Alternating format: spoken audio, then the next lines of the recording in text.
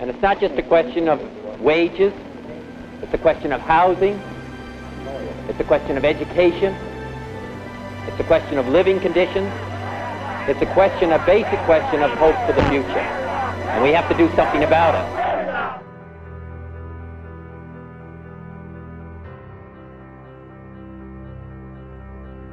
The 1960s was a time of significant change for minorities in the United States.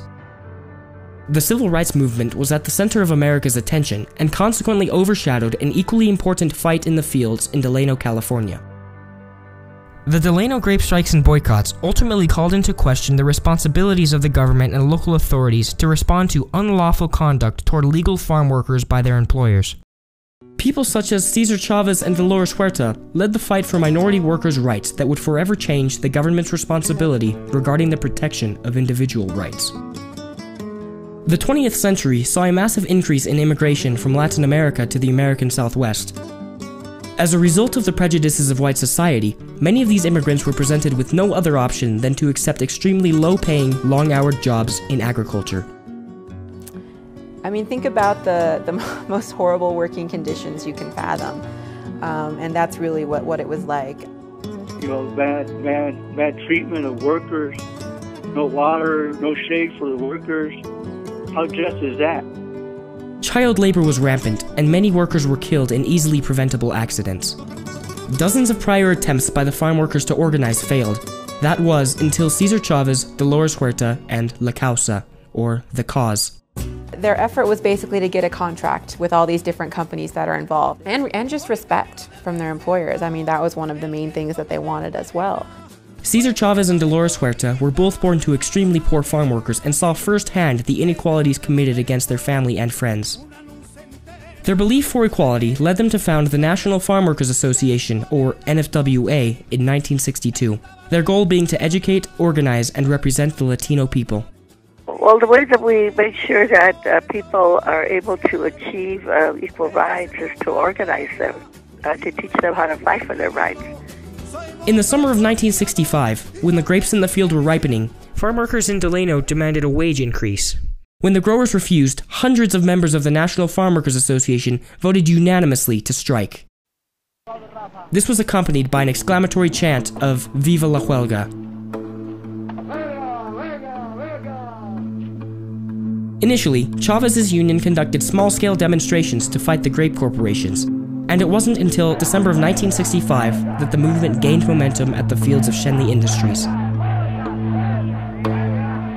Almost immediately, Schenley sought injunctions from local Californian courts that prohibited striking near their fields, effectively suspending the workers' right to peaceful assembly.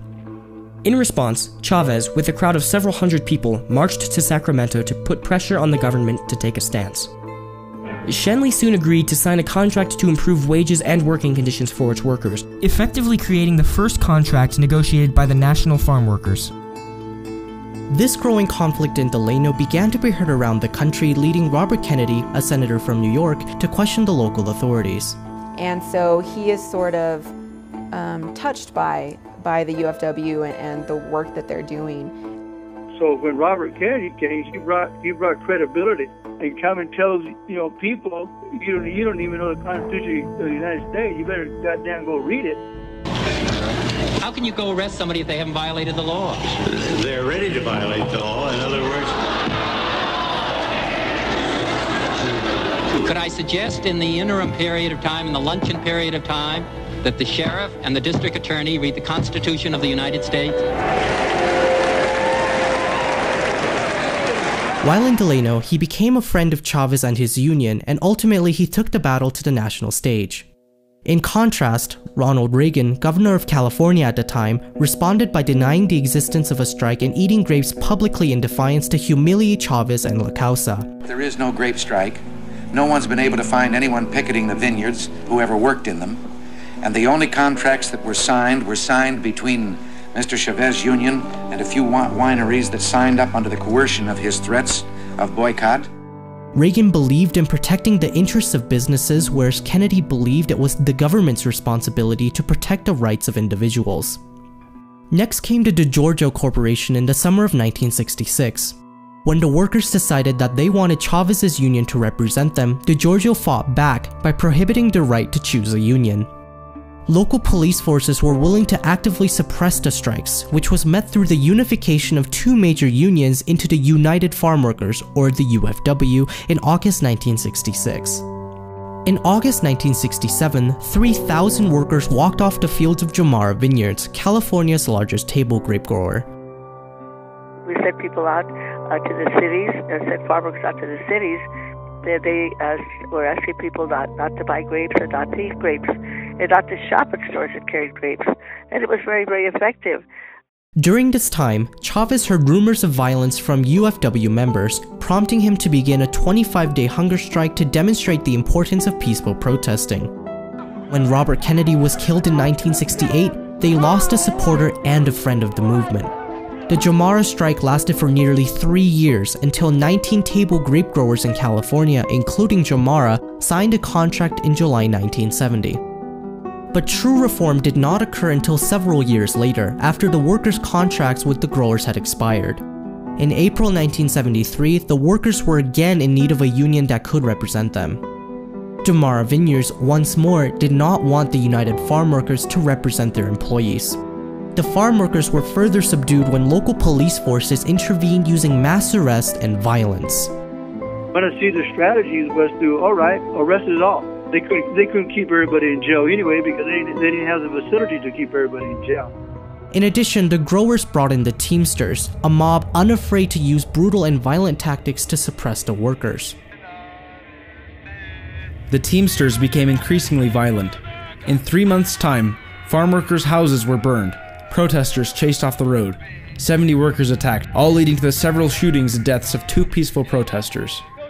Much of this violence was caught by national television networks that broadcasted the brutality to the living rooms of American families. The public was outraged at the violation of fundamental rights of the farm workers. The incidents in Delano inspired the other Californian cities of Coachella and Salinas to join and start a second public boycott, now incorporating both lettuce and wine. Both the United Farm Workers and the Teamsters were suffering financially, legally, and physically, but the strikes waged on until September 27, 1973. When the Teamsters signed a contract to give jurisdiction of farm workers to the UFW. When the growers saw that they couldn't sell their grapes anymore, then that's when they decided that they needed to talk and they needed to bargain, they needed to negotiate. At this time, the boycott in total had 17 million people participating nationwide, making it the most widespread and effective boycott in history. Just 2 years after the end of extremely violent strikes, nationwide boycotts of grapes and lettuce continued. However, true relief for the farm workers was near at hand. On June 4, 1975, Governor of California Jerry Brown passed the California Agricultural Labor Relations Act, which was passed to ensure peace in the agricultural fields by guaranteeing justice for all agricultural workers and stability in labor relations. It doesn't matter what part of government you're from, you have a right and responsibility to protect all people and to treat them equitably. One of the most important resulting social movements from the Delano grape strikes was the Chicano movement of the 1970s, where Latin Americans from all across the US took upon the principles of Cesar Chavez to ask for equal social treatment in their lives. I mean, to this day, when we think of the Chicano movement, we always think of the United Farm Workers.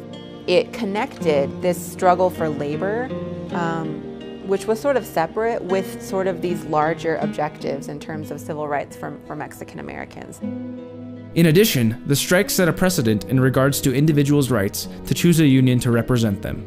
The United Farm Workers has grown into a large organization that is still fighting for equality for farm workers. People like Dolores Huerta have extended their fight for equality to all people in the United States, in an attempt to make America the land of the free. The Delano grape strikes and boycotts brought into question the issue of minority rights. Significant leaders such as Cesar Chavez and Dolores Huerta played important roles in organizing thousands of workers throughout California into a single, unified group. The Delano grape strikes also demonstrated the government's responsibility to ensure safety for all people. The fight for their rights against discrimination ultimately led them to petition the government and change the Californian labor code still in effect to this day. In the long term, the Delano grape strikes were not solely aimed at getting better working conditions and wages, The strikes would go on to inspire and encourage an entire wave of social change in America that would forever change how minorities would be treated in the United States.